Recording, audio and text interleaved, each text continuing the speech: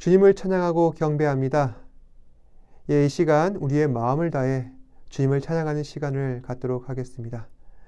이 시간 함께 부르실 찬양은 멈출 수 없네. 함께 찬양하겠습니다.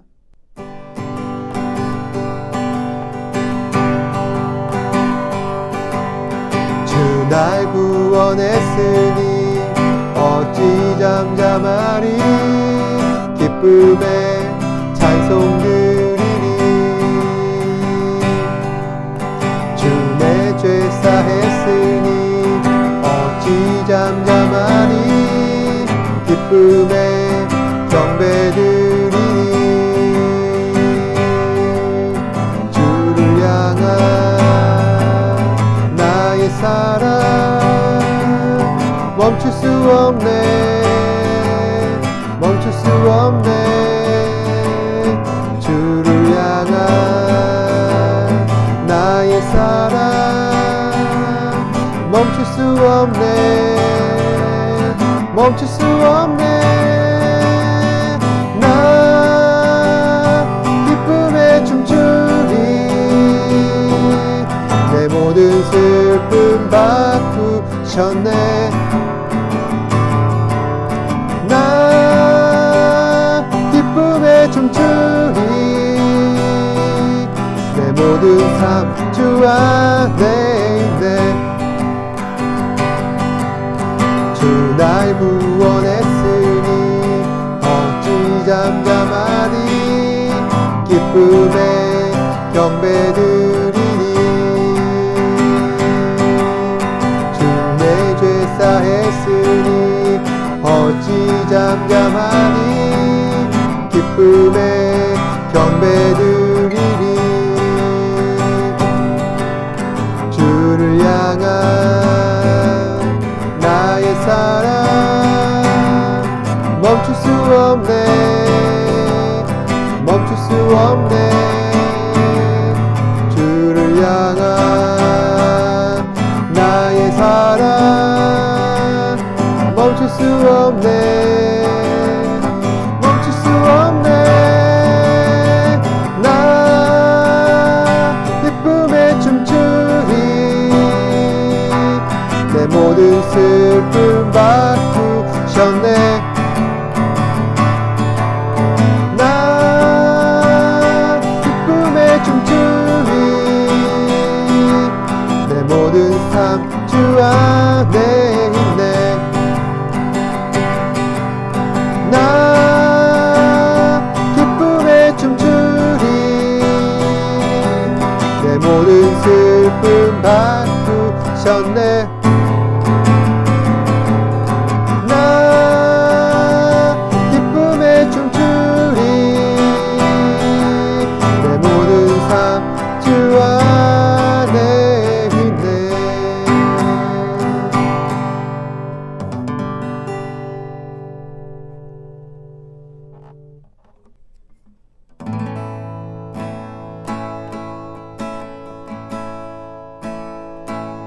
모든 능력과 모든 권세 모든 것 위에 뛰어나신 주님. 세상이 증량할 수 없는 지혜로 모든 만물 창조하셨네.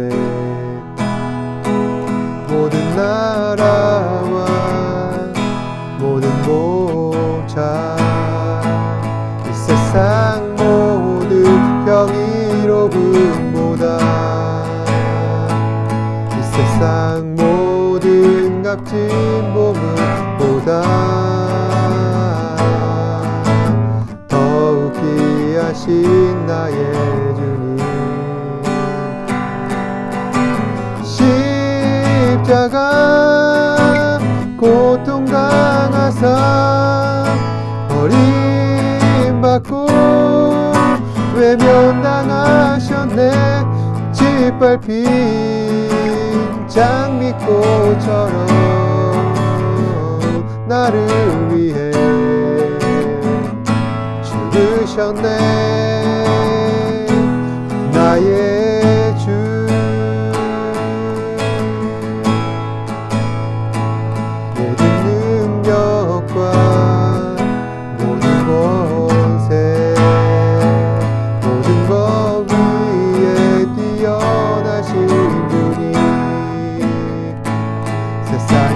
증량할 수 없는 지혜로 모든 만물 창조하셨네. 모든 나라와 모든 모자 이 세상 모든 경이로움보다 이 세상 모든 값진 보물보다 더욱 귀하신 나의 주님. 십자가 고통당하사 버림받고 외면당하셨네. 짓밟힌 장미꽃처럼 나를 위해 죽으셨네. 나의 주 십자가 고통당하사 버림받고 외면당하셨네. 짓밟힌 산미꽃처럼 나를 위해 죽으셨네. 나의 주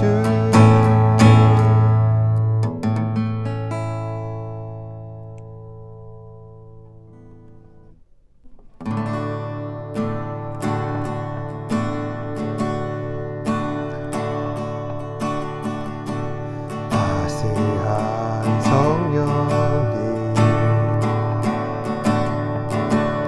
마음으로 보내 내 몸을 감싸며 주어지는 평안한 만족감을 느끼네.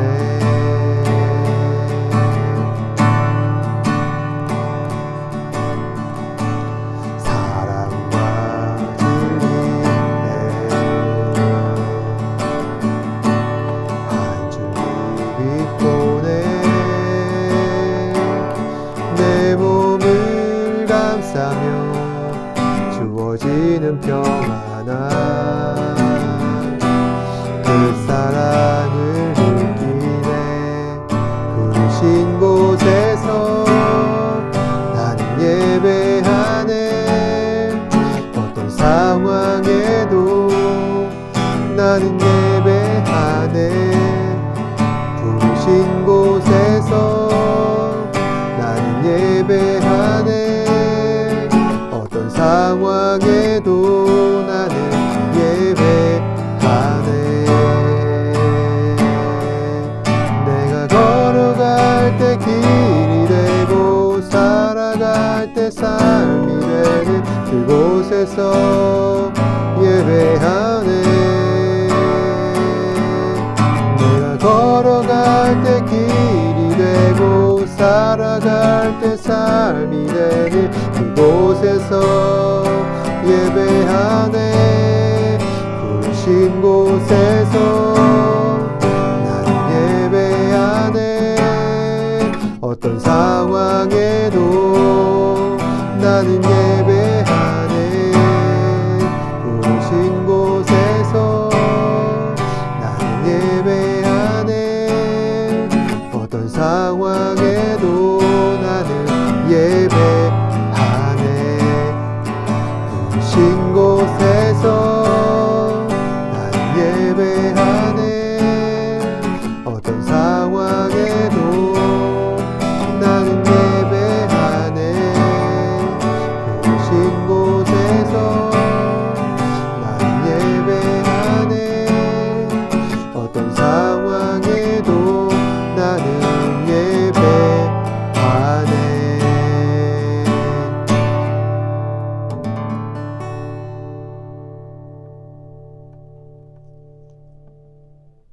사도신경으로 신앙을 고백하도록 하겠습니다.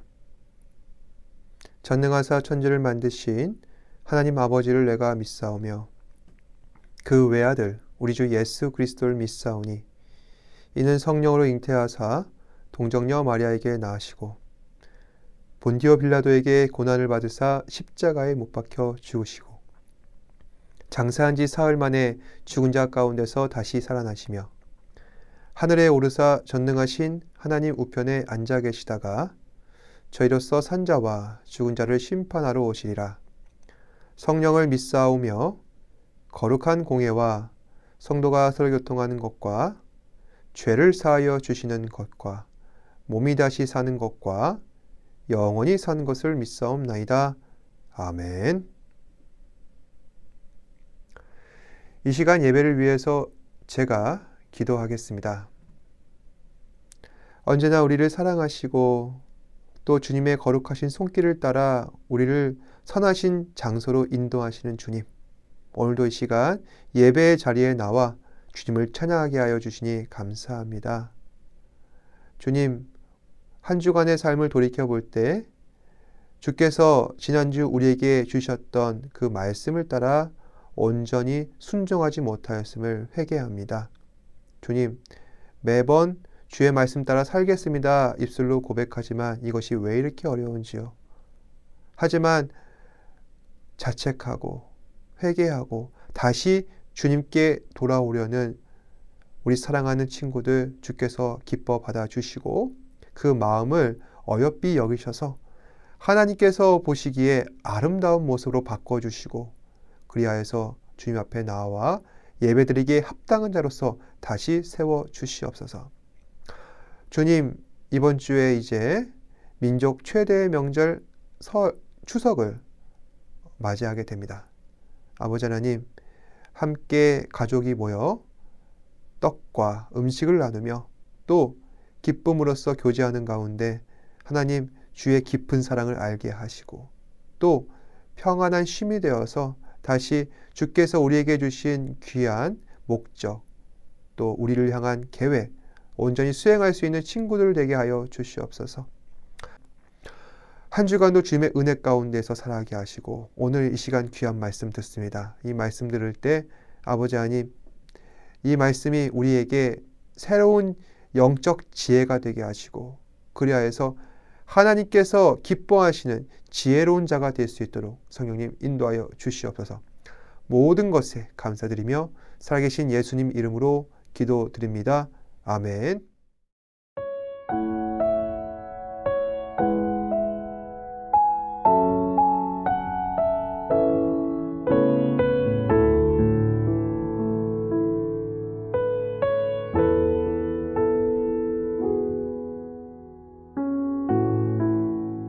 지난주 우리는 하이델베르그 교리문답 첫 번째 시간을 가졌습니다.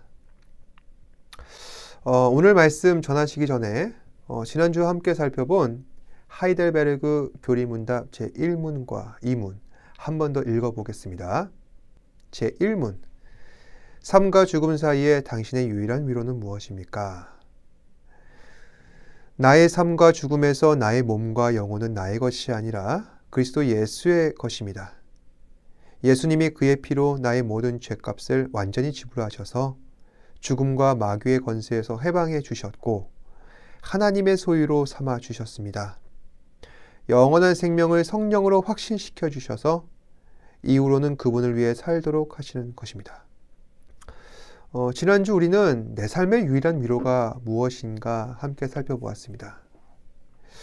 우리 인생 가운데 유일한 위로는 오직 예수 그리스도입니다.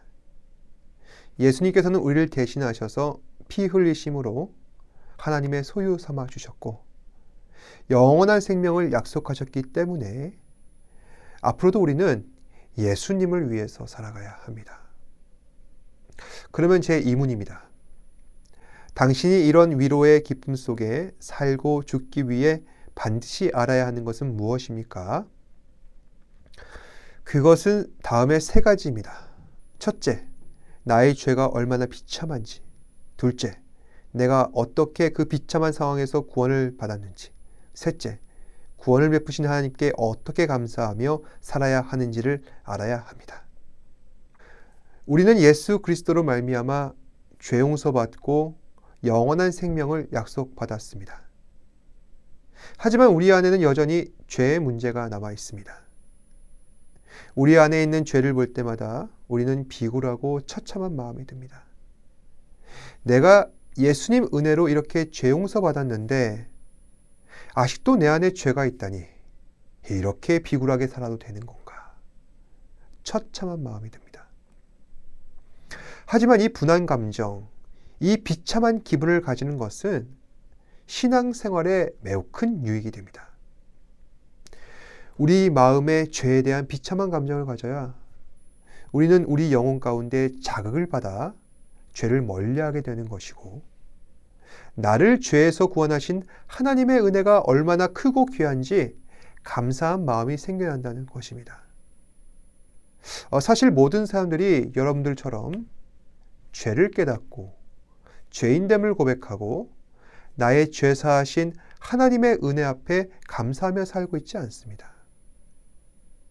왜 사람들은 자신을 지으신 창조주의 은혜와 나를 구원하신 예수님의 희생을 감사하지 못할까요? 왜냐하면 대부분 자신의 죄 문제에 대해서 관대하거나 무감각하기 때문입니다.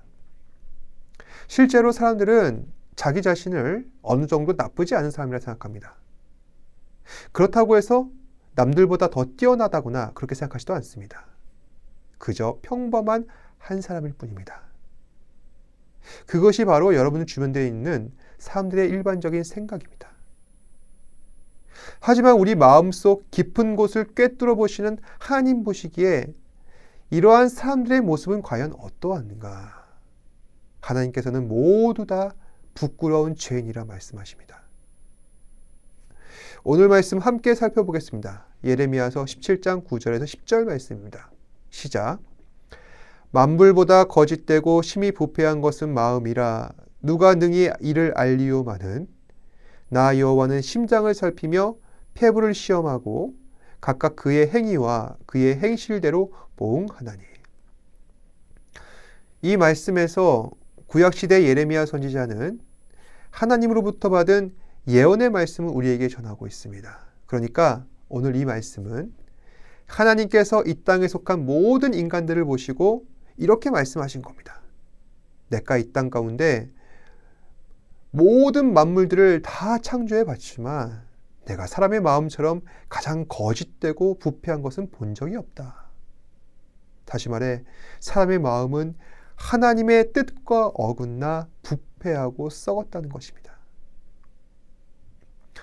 하나님께서 이렇게 모든 인간들을 질책하고 계십니다. 그러면 당연히 사람은 마음을 고쳐 먹어야겠죠. 그런데 아무도 그렇게 하지 않습니다. 왜 그럴까요? 사람은 자신의 마음이 썩었다는 것을 모르고 살아가기 때문입니다. 왜 썩었다는 것을 모르고 살아갑니까? 그것은 사람은 자신을 객관화시킬 절대적인 지식이 부족하기 때문입니다.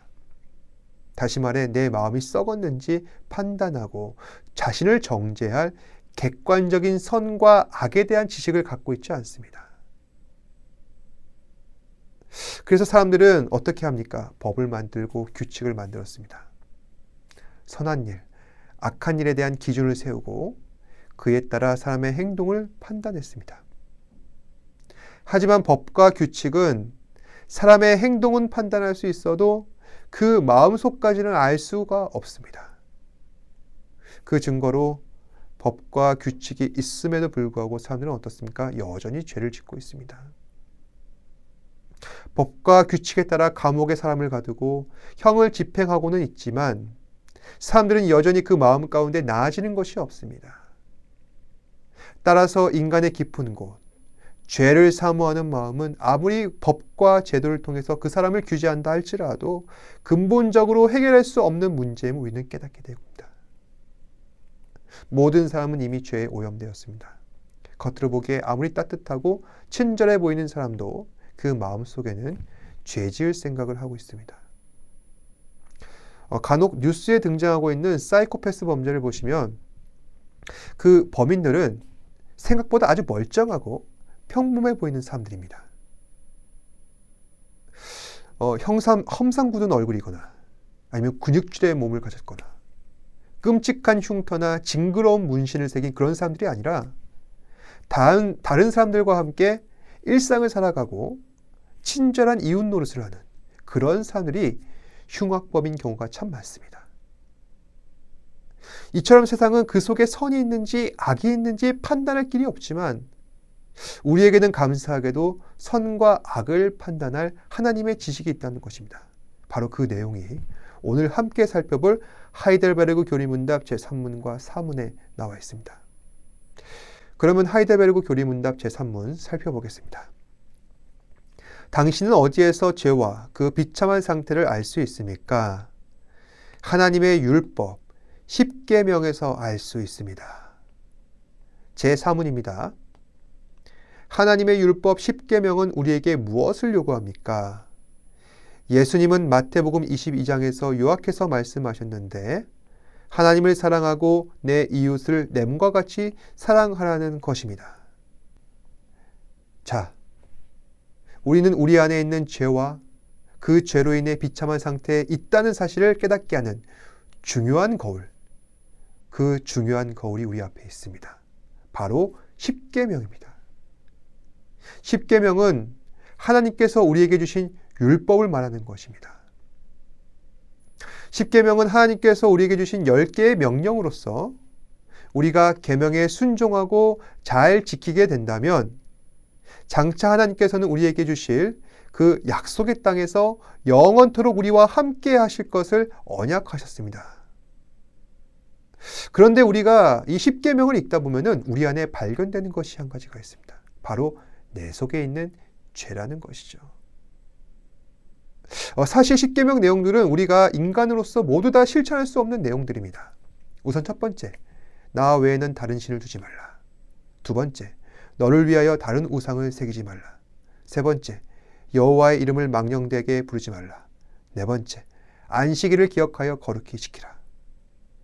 하나님께서는 이 네 가지 계명을 우리에게 주셨고 예수님께서는 이 계명을 하나님 사랑하는 계명이라 정리하셨습니다.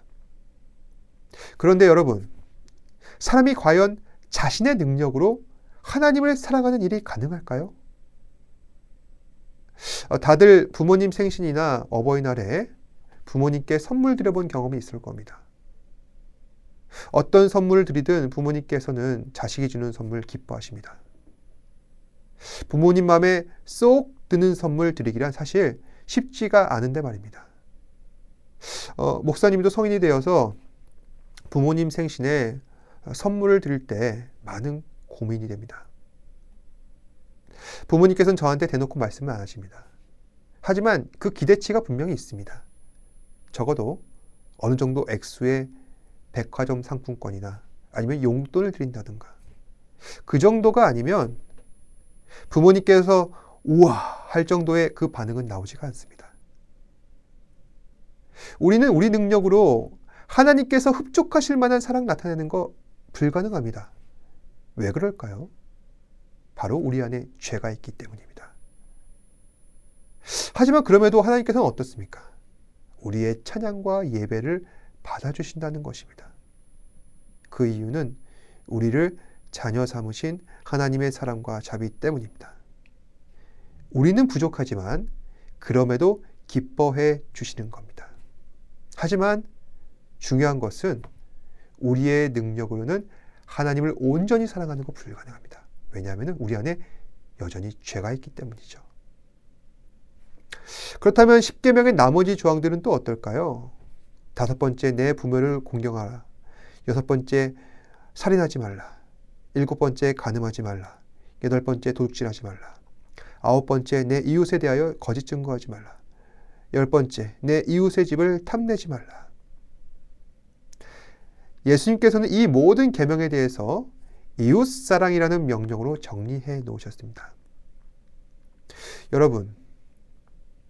여러분들의 능력으로 사람들이 만족할 만한 이웃사랑 과연 실천할 수 있습니까? 세상 가장 어려운 거는 상대방의 기대치를 충족시키는 겁니다. 사람은 아무리 상대방이 잘해줘도 그 안에 욕심이 많아서 더 잘해주기만을 바라지 이 정도면 됐다. 그러한 마음을 가진 사람은 웬만해서는 나타나지 않습니다. 중요한 것은 그 사람을 하나님의 사랑으로 이웃을 사랑하는 것입니다. 상대방의 아무리 잘못이 있다 할지라도 그 허물 덮어주고 사랑으로 용서하며 이해하는 것이 필요한 것이죠. 여러분들께서는 이러한 이웃사랑 과연 하실 수가 있겠습니까? 굉장히 쉽지 않은 문제입니다. 왜냐하면 우리 안에 죄가 있기 때문에 하나님의 사랑을 구현해낸다는 것은 어렵다는 것입니다. 결국 우리는 십계명의 모든 요구를 감당할 수 없는 사람들임을 확인하게 되었습니다. 어떻게 해야 할까요? 어쨌든 하나님께서 명령하셨기 때문에 우리가 말씀에 순종하기는 해야 하는데 우리에게는 죄가 있어서 계명을 지킬 만한 능력이 없으니 그럼 우리가 하나님 말씀에 순종하는 거 포기해야 할까요? 사실 하나님께서도 우리가 죄 때문에 무능력한 사람들이라는 사실을 알고 계십니다. 그럼에도 우리에게 계명을 지키라 말씀하고 계십니다. 거기에는 분명한 이유가 있습니다. 왜 하나님께서는 우리에게 지킬 수 없는 계명을 지키라 말씀하셨을까요? 저는 두 가지 이유를 생각해 봤는데 첫 번째는 오늘 마지막으로 함께 살펴볼 하이델베르그 교리문답 제5문에 나와 있습니다. 그럼 하이델베르그 교리문답 제5문 읽겠습니다. 제5문, 당신은 이 모든 요구를 완벽하게 지킬 수 있습니까? 지킬 수 없습니다. 나는 본성적으로 하나님과 내 이웃을 미워하는 성향이 있기 때문입니다. 자, 하이델베르그 교리문답에 따르면 우리는 하나님께서 우리에게 주신 계명을 완전히 지킬 수 없다고 전하고 있습니다. 왜 그런 거죠? 우리 마음속에는 본성적으로 하나님과 내 이웃을 미워하는 성향이 있기 때문입니다. 하나님께서는 사람들 생각 속에 악을 행하는 마음이 충만함을 보시고 예수님께서는 이렇게 말씀하셨습니다. 너희는 너희 아비 마귀에게서 났으니 너희 아비의 욕심대로 너희도 행하고자 하느니라. 그는 처음부터 살인한 자요 진리가 그 속에 없으므로 진리에 서지 못하고 거짓을 말할 때마다 제 것으로 말하나니 이는 그가 거짓말쟁이요 거짓의 아비가 되었습니다. 지금 이 말씀은 예수님께서 예수님 믿지 않는 사람들에게 실망하셔서 그들이 하는 행동이 미우셔서 독설하신 거 아닙니다. 예수님께서 사람들의 마음을 살펴보셨더니 객관적으로 판단하시기를 사람들 마음 가운데 악을 행하는 마음이 있었고 그 이유는 우리 안에 마귀로부터 나타난 죄가 있기 때문이라는 것입니다. 따라서 우리는 자신을 판단하건대 도저히 계명을 지킬 수 없는 사실을 깨닫게 됩니다. 그런데 이 사실을 깨닫는 것이 매우 중요합니다. 철저한 무능력. 선을 행할 능력은 없고 오직 죄를 행할 마음만 가득한 우리의 비참한 상태를 깨닫기 위해 하나님께서는 우리에게 계명을 지키라 하셨습니다. 다시 말해 하나님 말씀에 순종할 수 없는 인간의 한계를 깨달아야 하나님께서 원하시는 자리로 나아갈 수 있다는 것입니다. 그렇다면 과연 하나님께서는 대체 우리를 어디로 인도하시려는 걸까요? 이것은 바로 우리에게 계명을 주신 두 번째 이유와 연관되어 있습니다. 하나님께서 우리에게 계명을 주신 두 번째 이유. 우리는 우리 힘으로 하나님의 말씀을 감당할 자격과 능력이 없으니 그보다 더 큰 능력과 은혜를 사모하라는 뜻에서 우리에게 계명을 주신 것입니다. 그러면 그 은혜, 그 능력 과연 무엇일까요? 예수 그리스도입니다. 예수님께서는 우리를 대신하셔서 계명의 요구를 이루어내셨습니다. 그리고 하나님 말씀에 완전히 순종하셔서 십자가에 못 박히셨습니다. 우리는 이 사실을 계명을 지킬 수 없는 우리 자신을 통해서 깨닫게 되었고 이를 통해서 우리는 예수님을 더욱더 바라볼 수 있게 된 것입니다. 사람은 내가 할 수 없는 것을 하는 사람. 슈퍼히어로가 극적인 순간에 나타나게 되면은 그 사람을 동경할 수밖에 없습니다. 예수님은 우리의 슈퍼히어로입니다. 우리가 할 수 없는 하나님 말씀에 순종하셨고 계명을 다 이루셨으며 우리를 죄에서 구원하시기까지 했습니다. 말씀을 정리하겠습니다. 결국 오늘 우리가 알아야 할 내용은 하나입니다. 우리는 십계명을 보면서 강한 부담감을 가집니다. 왜냐하면 우리가 지킬 수 있는 것이 단 한 가지도 없기 때문입니다.